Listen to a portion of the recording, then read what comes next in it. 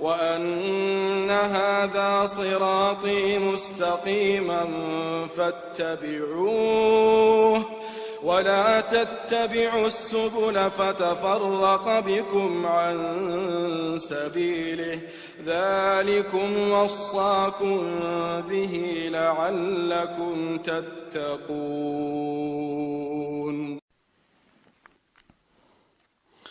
إن الحمد لله نحمده تعالى ونستعينه ونستغفره ونستهديه ونعوذ بالله من شرور أنفسنا ومن سيئات أعمالنا، من يهده الله فلا مضل له ومن يضلل فلا هادي له، وأشهد أن لا إله إلا الله وحده لا شريك له، وأشهد أن محمدا عبده ورسوله.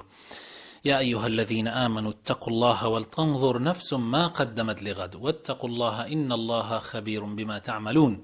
أما بعد، فإن أصدق الكلام كتاب الله، وخير الهدي هدي محمد صلى الله عليه وسلم، وشر الأمور محدثاتها، وكل محدثة بدعة، وكل بدعة ضلالة، وكل ضلالة في النار. برا خۆشەویستەکانم مسلمانە بەڕێزەکان، خوشکە بەڕێزەکانم، داواکارم لە خوای پەروەردگار بۆ خاتر ناوە جوانەکانی خۆی هیدایەتمان بدا و یارمەتیمان بدا کە بتوانین بەردەوام بین لەسەر بەرنامەی ڕاستکردنەوەی چەمکەکان کە ئەمڕۆ لە خزمەتی بەڕێستانە حەڵقەی دووهەم پێشکەش ئەکەین بەو نیازەی خوای پەروەردگار ئینشاء الله دڵەکانمان زیاتر ڕووناکاتەوە، مێشکمان زیاتر بکاتەوە و مێشک و دڵمانیش پڕ لە ئیمان بکات ئینشاء الله تعالی. خۆشەویستەکانم، باسی ئەو مەسئلە خەتەرەمان کرد، باسی ئەو مەسئلە ترسناکەمان کرد کە حەڵقەی پێشوو لەسەری ڕۆیشتین کە وتمان دیاردەیەکی زۆر خەتەر دروست بووە لە نێوانی مسلمانانە کە دیاردەی جیاوازی و دووبەرەکی و جیاوازیە کە بەڕاستی ئێمە ئادابەکانی نازانین، جیاوازیە کە بۆتە هۆی جیاوازی ڕۆحەکانمان لە یەکتری، بۆتە هۆی جیاوازی جەستەکانمان لە یەکتری، بۆتە هۆی جیاوازی بیرروبۆچوونەکانمان لە یەکدی، بۆتە هۆی جیاوازی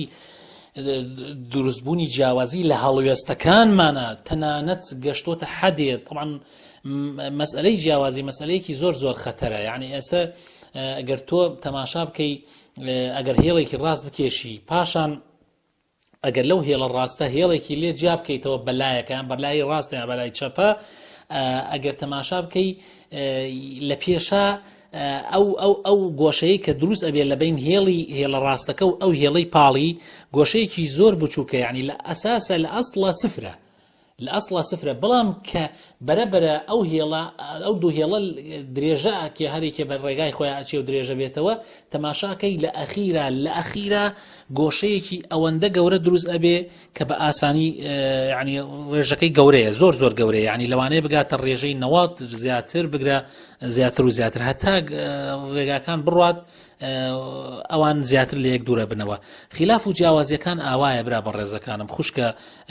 ئازیزەکان، یعنی تەماشا بکە، یعنی پێش یعنی خلاف لە نێوانی مسلمانانە لە هەموو سەردەمێکە. نەک من کاتێک لە مسلمانان مەبەستم تەنها ئومەتی پێغەمبەر محەممەد نییە صلی الله عليه وسلم، مەبەستم ئومەتەکانی تریشە، ئەو مسلمانانەی کە لەگەڵ ئادەمە، لەگەڵ نوحە، لەگەڵ ئیدریسە، لەگەڵ ئیبراهیمە، لەگەڵ هەموو پێغەمبەرەکان تا ئاگاتە محەممەد المستەفا صلی الله عليه وسلم، لەگەڵ هەموو ئەمانەیە کە مسلمانان لەگەڵیانە بوون. پاش مدەیەک تەماشاکەی جیاوازی و دوورێکی دروست ئەبێ، خۆ لە ئەساسی جیاوازیەکانیش یعنی لە ئەساسە لە شتێکی زۆر بچووکەیە، لە خاڵی سفرەوەیە، پاشان یەواش یەواش ئەبێ بە یەک، ئەبێ بە دوو، ئەبێ دوای وای پێدێت، ئەبن بە دوو بەرنامەی جیاواز، ئەبن بە ئەسڵەن ئەبن بە دوو مەزهەبی جیاواز بگرە، ئەتوانن بڵێ، ئەتوانن بڵین ئەبن بە دوو دین و دوو ئاینی جیاواز، نەعوذ بالله، خوا پەنامان بدە. یعنی هەموو جارێکیش پێغەمبەرەکانی خوا طبعا هەر بەرنامەیەکی کە ناردووە خوای پەروەردگار، یعنی ئاماژەی بەوە کردووە کە ئاگاتن لە جیاوازی و دووبەرەکی بێ، وریای جیاوازی و دووبەرەکی بن، پاشان ئادابی بۆ دیاری کردوین لە هەموو پەیامێکی هەموو پێغەمبەرەکانە هاتووە کە ئێمە چۆن طبعا جیاوازی بوو دروست بوون ئەوە بڵێ نەبێ مستحیلە، یعنی محالە تۆ بڵێ نابێ جیاوازی ببێ، يعني مستحيل نابێت. حتى تەنانەت پێغەمبەری خوا صلی الله عليه وسلم لەو داوایانەی کە داوا لە خوای پەروەردگار ئەکات یەکێک لە داواکانی سێ داوای لێ ئەکا خوای پەروەردگار دوانیان وڵامەداتەوە یەکیان وڵام نایەتەوە ئەوەی کە وڵامی نایەتەوە کامیانە ئەوەیانە کە پێغەمبەری خوا صلی الله علیه و سلم داوا ئەکا کە خوا جیاوازی خوا نێڵێ جیاوازی لە نێوانی مسلمانانە دروست ببێ خوای تعالی وڵامی ئەویان نایەتەوە یعنی لە سنەتی خوای پەروەردگار لە سنەتی خوای پەروەردگار وایە ولا يزالون مختلفين الا ما رحم ربك خلاف هەر ئەبێ جیاوازی هەر ئەبێ بەڵام خوای تعالی ضوابطی داناوە قواعدی داناوە کە لە منهج و پرۆگرامەکەیە کە ئێمە کاتێ جیاوازی دروست ببوو چۆن جیاوازی بکەین چۆن معاملە لەگەڵ جیاوازیەکانە بکەین ئادابی جیاوازی چۆنە یعنی ئێمە چی کاتێک لە چی شتێکە نابێ جیاوازی بکرێ لە چی شتێکە نابێ جیاوازی بکرێ ئەو شتانەی کە نابێ جیاوازی تیا بکرێ ئەبێ بیانزانین و پاشان ئەوەشی کە دروستە و حەڵاڵە جیاوازی بوون تایە ئێمە ئەبێ ئادابمان چۆن بێ لەگەڵ یەکتریە کاتێک کە جیاوازی دروست بوو ئەمە زۆر مهمە خوشکە بە ڕێزەکانم مسلمانە برا عزیزەکانم یعنی زۆر مهمە ئەمە طبعا پێش ئەوەی باسی ئەوە بکەین لە چیا جیاوازی دروستە بێ بزانین کە ئاینی پیرۆزی ئیسلام لەسەر سێ بنەمای سەرەکی دامەزراوە ئاینی پیرۆزی ئیسلام ئەمە لەبەر بکەن ئەمە ئەبێ لەبەرتان ببێ ئەمە ئەبێ لە ناو دڵمانە هەردەم دابمەزرێ یعنی ئەبێ ئەم شتانە بیانزانین ئەمە نابێ بڵێ وەڵام من خوێنەواریم نییە نایزانم یا من اختصاص و پسپۆر نیم لە بواری علومی شەرعیە پێویستم پێی نێ بیزانم نا هەموو مسلمانێ بە بزانێ کە بنەما سەرەکیەکانی ئیسلام ئەوەی کە ئیسلامی لەسەر دامەزراوە ئەوەیە کە بیرروباوەڕ و عەقیدە پەرستش و عیبادەت ئەخلاق و ڕەوشت معلوم ئێسم دووبارە یەکەمەوە هیوادارم ئینشاء الله هەمووتان بە جوانی یعنی بیزانن یەکەم عەقیدە و بیرروباوەڕ دووهەم عیبادەت و پەرستش یعنی یەک عەقیدە یعنی بیرروباوەڕ بە کوردیەکەی عیبادەت یعنی پەرستش بە کوردیەکەی و ئەخلاقیش یعنی ڕەوشت خۆ ڕەوشت ئاکار و ڕەوشتەکان ئەم سێ بنەما سەرەکیە ئەتوانی بڵێ هەموو ئاینی پیرۆزی ئیسلام لە دەوری ئام سێ بنەما سەرەکیە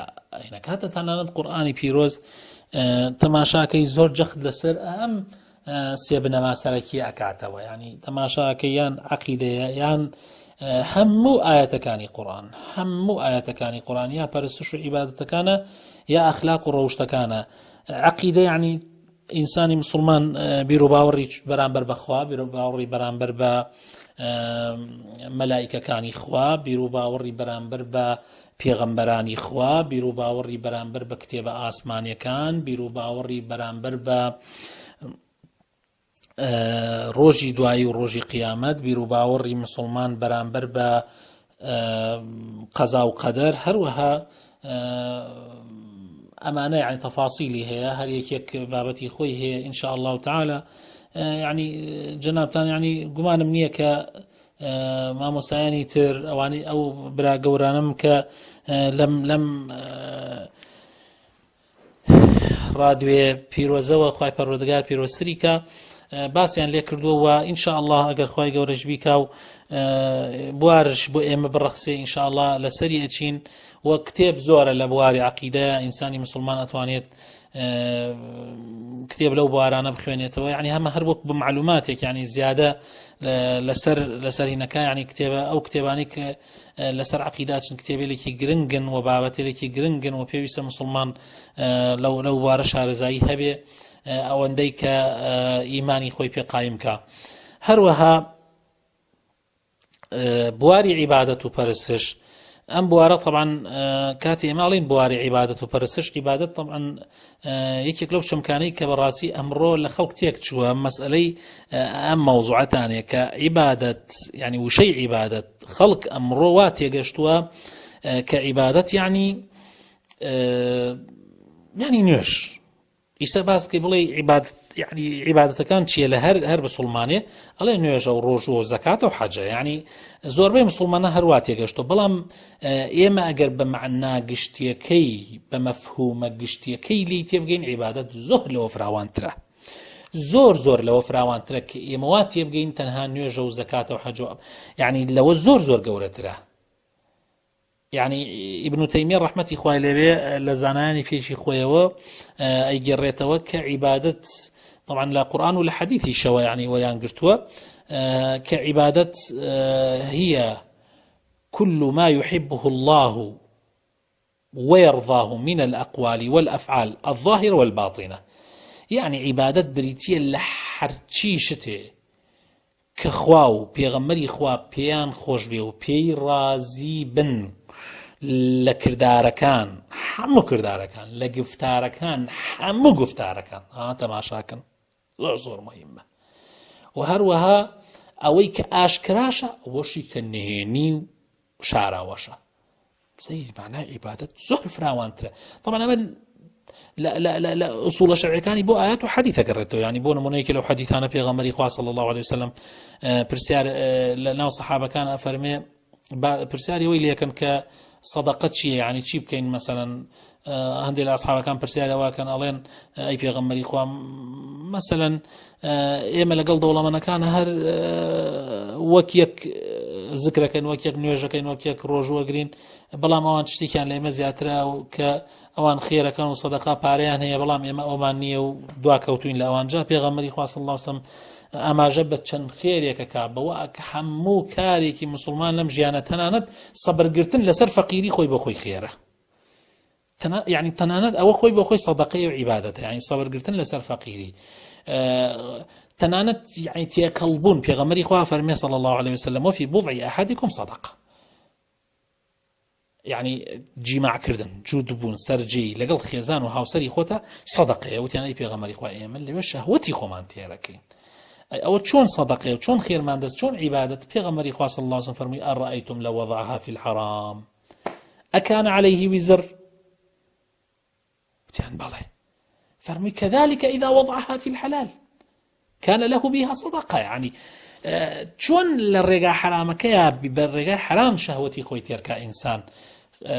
شەڕی دەسەکەوێ، بە ڕێگای حرام شەهوەتی خۆی تێرکات، چۆن تاوانبار ئەبێ، گوناحبار ئەبێ و معسیەتی کردووە، هەروەها بە ڕێگای حەڵاڵ ئەبێ، بە عیبادەت ئەبێ، بە تاعات ئەبێ، بە خواپەرستی. تەماشاکە. يعني زۆر مهمە. کەوا بۆ عیبادەت بە معنایەکی فراوان دێت، يعني زۆر لەوە فراوانتر کە ئێمە وا تێگەیشتوین کە عیبادەت تەنها بریتیە لە هینێکی دیاریکە. بۆیە ئێمە کاتێک ئەڵێین عیبادەت هەر لە دەست نوێژ و ڕۆژ ئەمە هەر لە تاراتگرتنەوە هەخۆی بۆ خۆی عیبادەتە. يعني تاراتگرتن کە تۆ گیانت پاک بێ و لاشت پاک بێ، ئەمە خۆی بۆ خۆی عیبادەتە. حتى ئەگاتە، يعني ئەگەر بڕۆی تەماشای کتێبە فقهیەکان بکەی، حتى ئەگاتە يعني بابی جیهاد و غەزا و دەسەڵات و سیاسەت و دادگا و ئەمانە هەمووی پەیوەستیان بە عیبادەتەوە هەیە، هەمووی پێویستیان بەو لایەنەوە، بە لایەنی شەرعی و بە لایەنی عیبادەتەوە، ئەحکامە شەرعیەکان هەمووی عیبادەتن، ئەمانە هەمووی عیبادەتن. ئەگەرچی يعني لە کتێبە فقهیەکانە يعني كاتي الله باسي فقه كاتب دو بشو، يعني هندي العلماء كان بشوار بشو بشي عبادات وبشي معاملات، بلام بعام أوانها مو عبادة، بلام كاتي ليرة لفظ عبادات بس بو نيجو روجو زكاة وحج بكار ديني، أما وقت تخصيص يعني كلمة عبادة خاصة كان بو بوارو، بلام بمعنى عام عبادة لوفر أوانترا. سيمشت لواني ك ئیسلام بنەما سەرەکیانەی کە ئیسلامی لەسەر دامەزراوە مەسائیلی ئەخلاق و ڕەوشتە، مەسەلەی معاملە و هەڵس و کەوت لەگەڵ یەکتری مسلمان لەگەڵ خوایە. چون ئینسانی مسلمان طبعا ئەو معاملە لەگەڵ خوایە ئەتوانی بڵێ لە بابی عەقیدەش هەر بەری بابی عەقیدە ئەکەوێت، ئەتوانی ئەکەوێتە بابی ئەخلاقیاتەوە ئەکرێت، يعني بە هەردوو معناکە ئەتوانی يعني معاملە لەگەڵ خوایە، ئەتوانرێ معاملە لەگەڵ خوا بکرێتە بابی عەقیدە، بکرێتە بابی عیبادەت، بکرێتە بابی ئەخلاقیش. هەروەها معاملەی مسلمان لەگەڵ یەکتریە، چۆن مسلمان لەگەڵ یەکە معاملە بکات، چۆن هەڵس و کەوت بکات، ئاکار و ڕۆشتی مسلمان لە ژیانیا چۆن بێ، بەرامبەر بە خۆی، بەرامبەر بە خەڵک، بەرامبەر بە خوا، بەرامبەر بە هەموو ئەو شتانی کە دی. يعني ئەمە بنەمای سەرەکی سێیەمە کە ئاینی پیرۆزی ئیسلام هاتووە بۆ دامەزراندنی، بۆ ئەوەی بیچێنێ لە ناو مرۆڤایەتیە. بەم سێ چەمکە، يعني یان بەس بەم سێ بنەمایە، لەسەر ئەم سێ بنەمایە هەموو ئیسلام دامەزراوە، هەموو ئاینی پیرۆزی ئیسلام لەسەر ئەم سێ بنەما سەرەکیە دامەزراوە. ئەتوانی بڵێ الئیسلام پاشان سێ خەتی لێ بکەیتەوە بەرەوبان العقیدە العیبادە الأخلاق ئەمجا ئەتوانی فەرعەکانی تری لێ بکەیتەوە و بیکەی بەدارێک کە ئەساسەکەی ئیسلامە و پاشان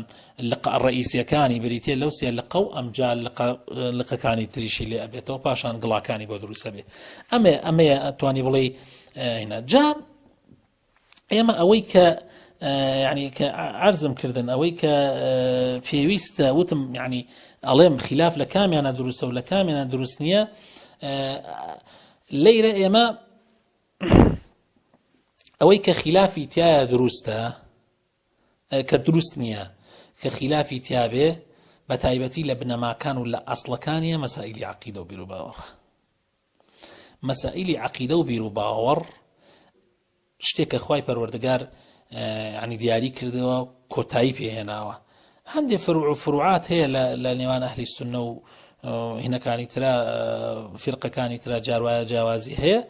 بەڵام ئەوە خەڵ لە ئیسلام دەناکە. المهم على العموم يعني وەکو ئەهلی سونە و جەماعە لە عەقیدا متفقین تقریبا يعني لە بەتایبەتی لە ئوسوڵەکانیە ئەوە گومانیتیانە لە فروعەکانیشە لە زۆری متفقین. هەروەها لا عبادتي شاب أصول عبادات همو لشريعة الإسلام دياري كراوة أصول ابن ما كان دياري كراوة خلافي شيطانية أويك إنسان أبات بهشتوا يا نعوذ بالله إنسان برو جهنم أن يري خلافي تيانية لإسلام نلا عقيدة نلا عبادة تناند لأخلاقش تناندش لأخلاقش أما أصول ابن ما كان إسلام بويا يعني هر كسيك لدروا إسلام نيراني إسلام ناحزاني إسلام أجر واتي بكن كلنا إسلام مسلمان مختلفين أو تأموان يوجك أوان يوجك أمواد يوجك أم علي أو السنة مالي وفرز أو هموي لو شتانة تانية كقابل اجتهاد ومجالي تياش خويت على خوي مجالي تياداو أجينا أو مسائلنا بهشت جهنمي لسردانا مزري ناكري مستحيلة معقول نية خويت على جهنم و بەهشت لەسەر شتێک دانات کە ڕوونی نەکرد بێتەوە کە یەکلای نەکرد بێتەوە.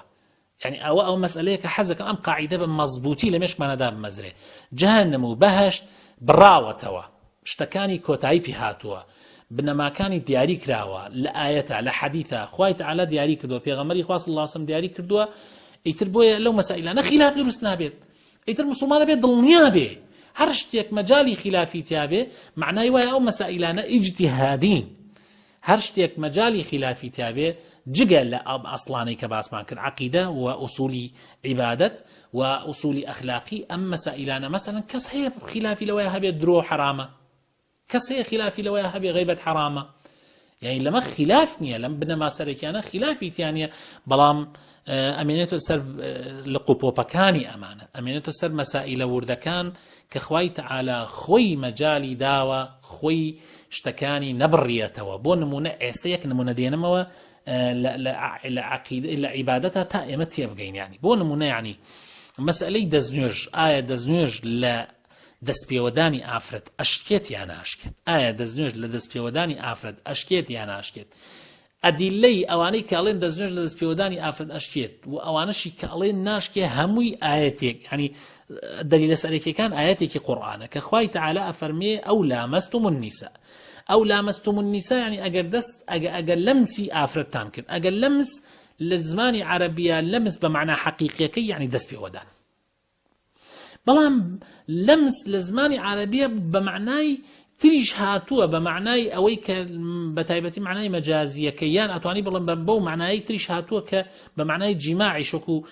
مەریەم ئەفەرمێ يعني لەم یەمسەسنی بەشەڕ يعني هیچ بەشەر جیماعی لەگەڵا نەکردم ئەگینا مەریەم خۆت دەستیان پێوە داوە دایکی باوکی هەر هەموو بەڵام لەم یەمسەسنی بەشەر مەبەست يعني جیماعە. کاتی جبریل دێ بۆ لای وەڵ مژدەی پێ ئەدا کە عیسای ئەبێ ئەو ئەڵێ لەم یەمسەسنی بەشەر يعني جماعي لقلا نكردم كوابو يسي ابن عباس عليه أو لامستم النساء يعني بمعنى جماعة. ابن مسعود كساني كيتريج أفرمن هل الصحابي بيغمري قاص الله سبحانه أفرمن بمعنى دس بيودانا هي تماشاكا. أما سائلانا نبرا وتوا أما سلا خوي تعالى خوي تعالى ويستي لسربواه أجر خوي تعالى ويستي لسربواه أي فرمو أو جامعتم النساء ئەگەر ویستی وایە خلاف نەبێ لەم مەوەزوعانە خلاف هەر کۆتایی پێبێ و ببڕێتەوە جەهەنم و باش لەسەر ئەمەدام مەزەی خۆی تەعالە ویستی لەسەر با ئەی فەرموو ئەو لەمەستم بئەیدیکم وانە ئەو لامەستم بئەیدیکم النساء وانە يعني بري يعني بلفظك بشيوازك اي فرمو خوي تعالى تا خلافي تيا دروس نبي بس كمجالي خلافي تيا دانا وخوي تعالى وعقولي بشر تيا قسبكات و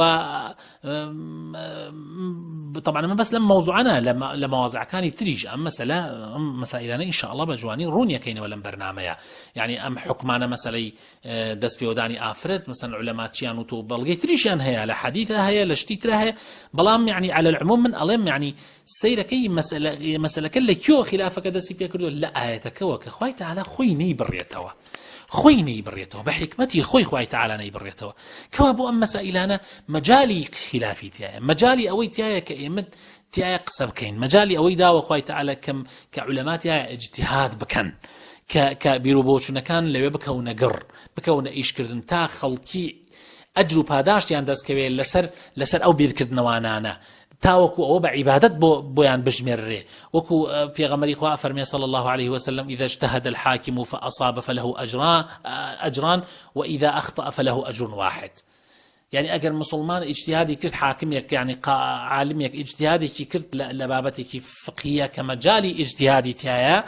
اجتهادي أجر بي بيكيد أودو أجري هي أجري أوي كبيكاوتي وأجري أوشي كمان دوبوا أجر نشي بيكي هر أجريكي هي ئەجری ئەوەی کەماندوو بووە بەڵام نافەرمێ گوناح بارە بێ لەسەرەوەی نەیپێکاوە لەبەر ئەو مەسائلە خوای تەعالا خۆی مەجالی پێداوە ئەم مەسائلە زۆر گرنگە یعنی من پێم خۆشە ئەم حەڵقەیە یعنی دەبارە لێی دەینەوە وەریگرین بە جوانی لێی دەینەوە تا تێبگەین کە لە چیا مەجالی خلافێ و لە چیا مەجالی خلاف نییە و ئەم مەسائلانە طبعا درێژەی هەیە و